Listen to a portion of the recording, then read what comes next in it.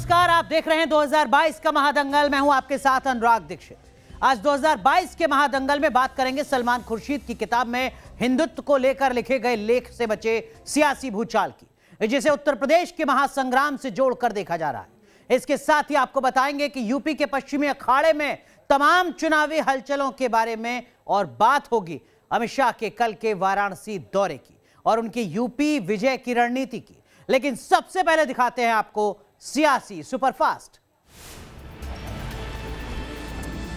मेरठ में सीएम योगी ने किया पैरालंपिक खिलाड़ियों का सम्मान। नोएडा के डीएम सुहास एलवाई समेत 17 खिलाड़ियों को दिए गए अवार्ड।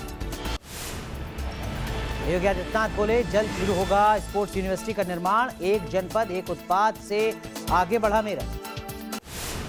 मिशन 2022 में जुटी कांग्रेस। उत्तर प्रदेश की सभी 403 विधानसभा सीटों पर 14 नवंबर से निकाली जाएगी पदयात्रा। लखनऊ पहुंची कांग्रेस महासचिव प्रियंका गांधी। कॉल हाउस में पदाधिकारियों के साथ करेंगी बैठक। कासगंज भी जा सकती हैं प्रियंका। मुजफ्फरनगर में अखिलेश यादव का बीजेपी पर हमला। महंगाई और कानून व्यवस्था पर घेरा। 12 नवंबर को गृहमंत्री अमित शाह जाएंगे वाराणसी। पार्टी पदाधिकारियों के साथ करेंगे मंथन। आजमगढ़ में जनसभा को करेंगे संबोधित। यूपी के कासगंज में पुलिस कस्टडी में युवक की मौत का मामला। बीएसपी प्रमुख मायावती ने की हाई लेवल जांच की मांग। महंत नरेंद्र गिरी मौत मामले में चेले आनंद गिरी की जमानत अर्जी खारिज। जिला कोर्ट ने खारिज की अर्जी। 22 सितंबर से नैनी जेल में बंद है आनंद गिरी। डॉक्टर कफील खान को किया गया बर्खास्त। यूपी सरकार ने लिया एक्शन। प्रियंका ने ट्वीट कर लिखा बर्खास्त की दुर्भावना से प्रेरित। और दिल्ली से निकली मां अन्नपूर्णा की शोभा यात्रा। गाजियाबाद होते हुए पहुंचेगी कासगंज के सोरो तीर्थ स्थल। 15 नवंबर को वाराणसी पहुंचेगी।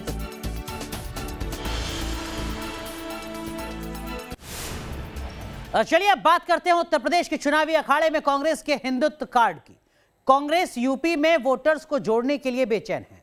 ये बेचैनी अब उसके नेताओं के बयानों और लेखों तक में दिख रही है। हालात ये हो जा रहे हैं कि कांग्रेस के वरिष्ठ नेता तक कुछ भी बोल रहे हैं।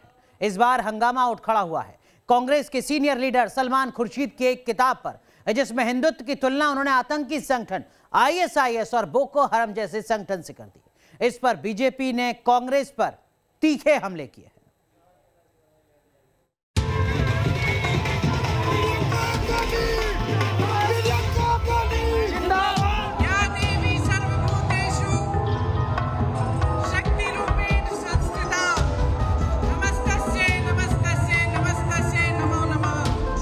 दिन कुछ ज्यादा नहीं हुए जब काशी के सियासी मंच पर कांग्रेस की महासचिव प्रियंका गांधी ने दुर्गा स्तुति की थी और फिर यूपी में कांग्रेस ने अपने चुनावी मिशन की शुरुआत की थी।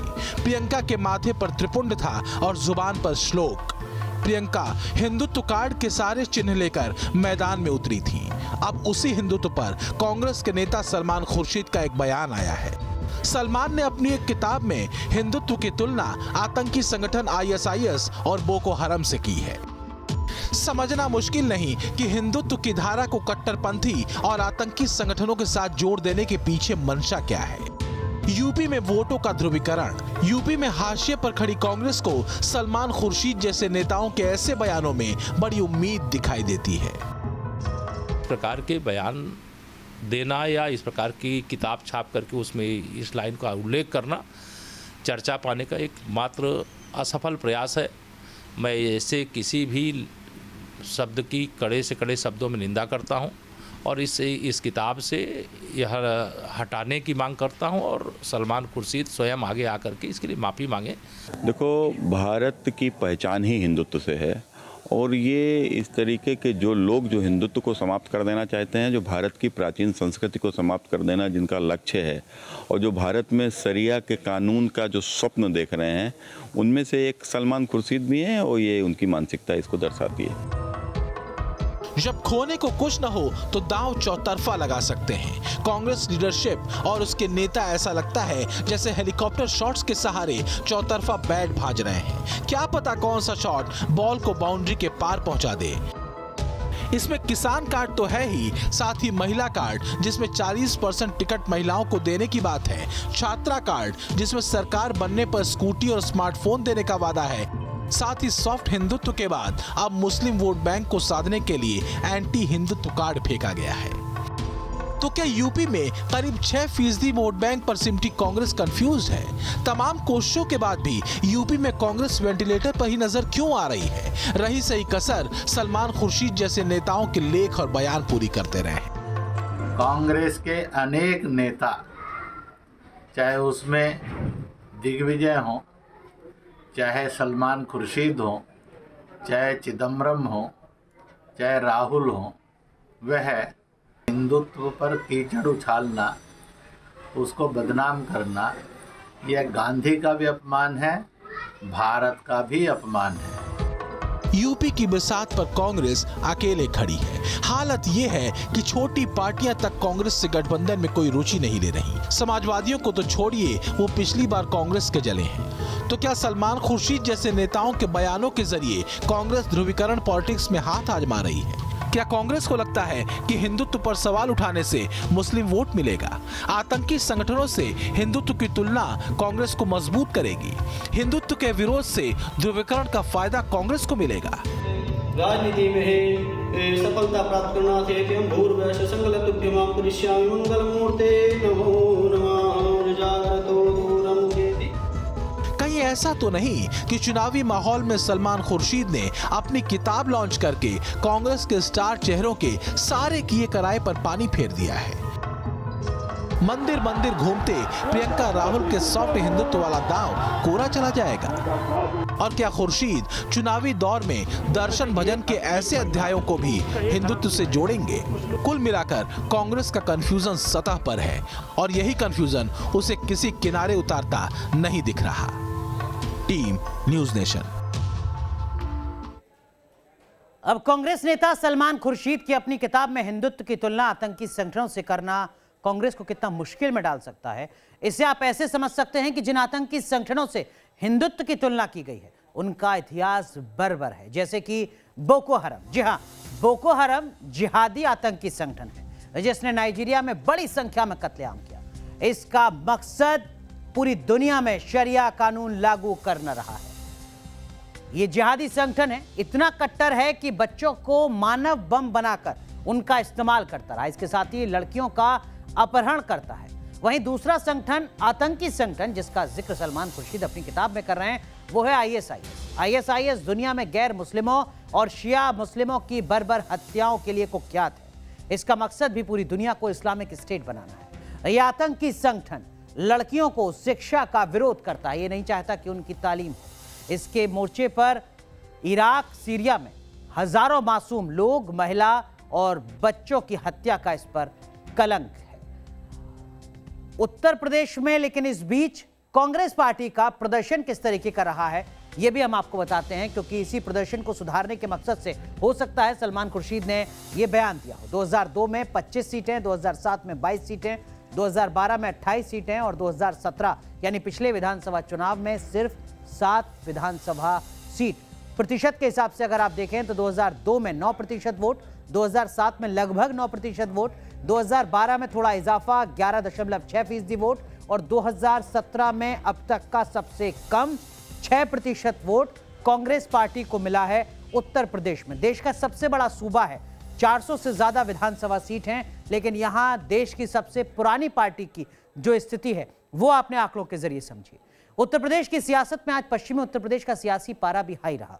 पश्चिमी यूपी के लगातार दौरे कर रहे सीएम योगी ने जहां मेरठ में जनसभा की तो कई ऐलान कर दिए, तो वहीं मेरठ से सटे मुजफ्फरनगर में अखिलेश यादव योगी सरकार पर खूब बरसे।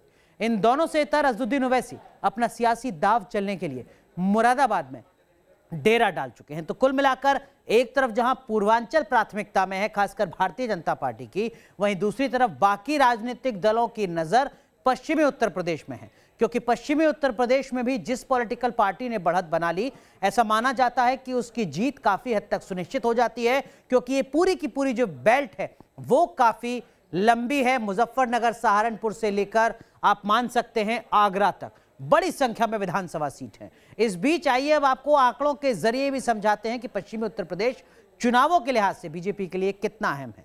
आखिर मुख्यमंत्री योगी आदित्यनाथ यहां पर फोकस कर क्यों रहे हैं।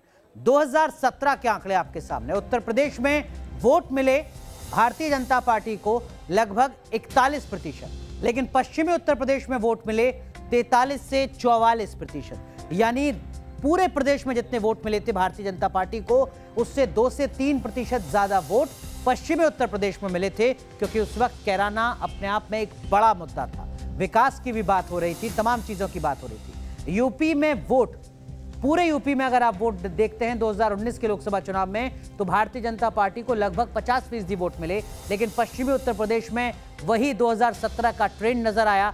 लगभग 2% वोट ज्यादा मिले, 52% वोट मिले भारतीय जनता पार्टी को। तो ये अपने आप में एक बड़ी वजह है कि सपा, अज़दुद्दीन ओवैसी के साथ साथ बीजेपी भी पश्चिमी उत्तर प्रदेश पर लगातार फोकस कर रही है। लाना चाहते हैं उसी, क्या आप भी इनकी तरह यहाँ मंच पे आज के कार्यक्रम की अध्यक्षता बैडमिंटन एकेडमी के उद्घाटन समारोह में गए। पश्चिमी उत्तर प्रदेश का सियासी पारा आज हाई रहा। सियासत के सुपर थर्सडे पर 3 बड़े सियासी दिग्गजों ने अलग अलग जगहों पर सभाओं का आयोजन कर अपने अपने चुनावी एजेंडे को धार देने की कोशिश की। यूपी के मुख्यमंत्री योगी आदित्यनाथ ने मेरठ में टोक्यो पैरालंपिक के विजेताओं को सम्मानित किया और मेरठ के लिए कई सौगातों का ऐलान किया। इस मौके पर उनके साथ केंद्रीय मंत्री भी मौजूद रहे। तो वहीं समाजवादी पार्टी अध्यक्ष और पूर्व मुख्यमंत्री अखिलेश यादव ने मुजफ्फरनगर में कश्यप सम्मेलन में चुनावी हुंकार भरी। इसके साथ ही चुनाव में पूरी ताकत झोंक रहे ओवैसी ने मुरादाबाद में शोषित वंचित समाज सम्मेलन में डेरा डाला। मेरठ में मुख्यमंत्री योगी आदित्यनाथ ने टोक्यो पैरालंपिक में देश के 17 पदक वीरों को 19 पुरस्कारों से नवाजा और उन्हें कुल 32.50 करोड़ रुपए की राशि से सम्मानित भी किया। इस मौके पर उन्होंने जहां मेरठ को स्पोर्ट्स हब बनाने का ऐलान किया, तो वहीं मेरठ को मेजर ध्यानचंद के नाम पर स्पोर्ट्स यूनिवर्सिटी की सौगात भी दी। तमाम प्रकार के शोध करने के बाद जो हमारे सामने आया कि मेरठ को हम लोग स्पोर्ट्स आइटम के लिए चयन करेंगे, और मुझे प्रसन्नता है कि आज मेरठ ने एक लंबी छलांग इस दिशा में लगाई है, और इसीलिए यहां पर आप एक मेरठ में स्पोर्ट्स यूनिवर्सिटी भी राज्य सरकार दे रही है।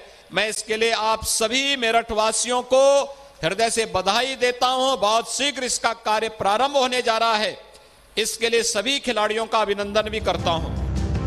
सीएम योगी पिछले 4 दिनों से पश्चिमी यूपी के जिलों में दौरे करके बीजेपी के पक्ष में माहौल बनाने और चुनावी एजेंडा सेट करने में जुटे हैं। रामपुर, कैराना, बदायूं और मथुरा दौरे के बाद योगी मेरठ पहुंचे। आखिर सीएम योगी पश्चिमी यूपी को इतनी अहमियत क्यों दे रहे हैं, इसे ऐसे समझिए। पश्चिमी उत्तर प्रदेश के 16 जिलों में कुल 136 विधानसभा सीटें हैं। 2017 चुनाव में बीजेपी इनमें से 109 सीटों पर काबिज रही थी, जबकि 27 सीटें हार गई थी।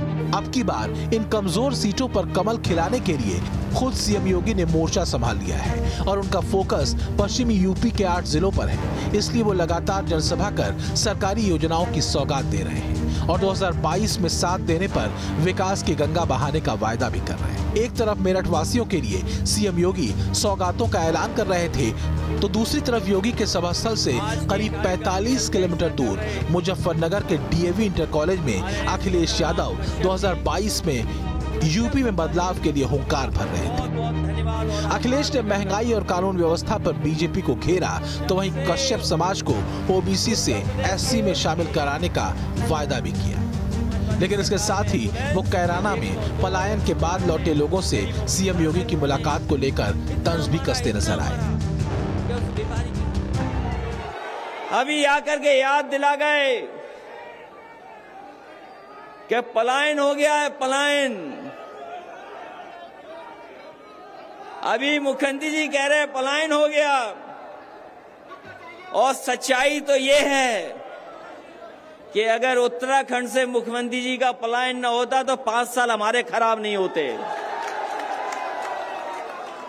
अगर उत्तराखंड से पलायन होकर के यहाँ न आते तो 5 साल हमारे खराब नहीं होते। दरअसल 30 अक्टूबर को लखनऊ में बीजेपी ने निषाद, मल्लाह, केवट, बिंद और कश्यप समाज के लिए सम्मेलन आयोजित किया था। लिहाजा अपने सियासी समीकरण दुरुस्त करने के लिए समाजवादी पार्टी ने पश्चिमी यूपी के मुजफ्फरनगर में कश्यप सम्मेलन को आयोजित किया। यूपी की सियासत में कश्यप समुदाय काफी अहम है। पश्चिमी यूपी और रुहेलखंड के इलाके की विधानसभा सीटों पर यह निर्णायक भूमिका में है। मुजफ्फरनगर, शामली, सहारनपुर, मेरठ, बागपत, मुरादाबाद, बरेली, बदायूं जिले में कश्यप वोटर काफी महत्वपूर्ण है। इसके अलावा पूर्वांचल और गंगा के इलाके में निषाद, मल्लाह और बिंद समाज के लोग इसी जाति में आते हैं। कश्यप समुदाय का वोट किसी एक पार्टी के साथ कभी नहीं रहा है। ये एसपी, बीएसपी और बीजेपी को वोट करता रहा है, लेकिन नरेंद्र मोदी के प्रधानमंत्री बनने के बाद से बीजेपी का हार्डकोर वोट बैंक बन गया है। यही वजह है कि समाजवादी पार्टी अब इन्हें साधने में जुटी है। पश्चिमी यूपी की सियासी तपिश बढ़ाने वाले तीसरे दिग्गज AIMIM नेता असदुद्दीन ओवैसी हैं, जो मुरादाबाद के करूला पीर में शोषित वंचित समाज सम्मेलन को संबोधित करने वाले। लेकिन इस सम्मेलन से पहले ओवैसी मुस्लिम कार्ड खेलना नहीं भूले। कासगंज थाने में अल्ताफ नाम के युवक की खुदकुशी को लेकर ओवैसी ने अखिलेश और सीएम योगी दोनों को घेरा। भाई, ये गुप्ता साहब को गोरखपुर की होटल में पुलिस ने मारा तो मुख्यमंत्री उनके पीड़ित परिवार के पास पहुंच गए, उनको 50 लाख रुपए का चेक दे दिया। अखिलेश पहुंच गए, 21 लाख का चेक दे दिया। अभी अल्ताफ के पास कोई नहीं जाएगा, पूछेगा नहीं अल्ताफ को क्या इंसान की जान की कीमत क्या मजहब की बुनियाद पर होगी। गरीब है तो गरीब है, पुलिस की कस्टडी में मारा गया तो उनको अरेस्ट करना चाहिए, अरेस्ट करके उनको गिरफ्तार करना चाहिए। सस्पेंड करेंगे, बाद में बहाल कर देंगे उनको महीने भर के बाद। फिलहाल पश्चिमी यूपी का सियासी पारा हाई हो चुका है। हर पार्टी अपने अपने समीकरण के हिसाब से दांव चल रही है, लेकिन चुनावी नतीजे ही बताएंगे किसका दांव सही बैठा। Team news nation. 2022 के महादंगल में एक छोटा सा ब्रेक, तुरंत हाजिर होते हैं।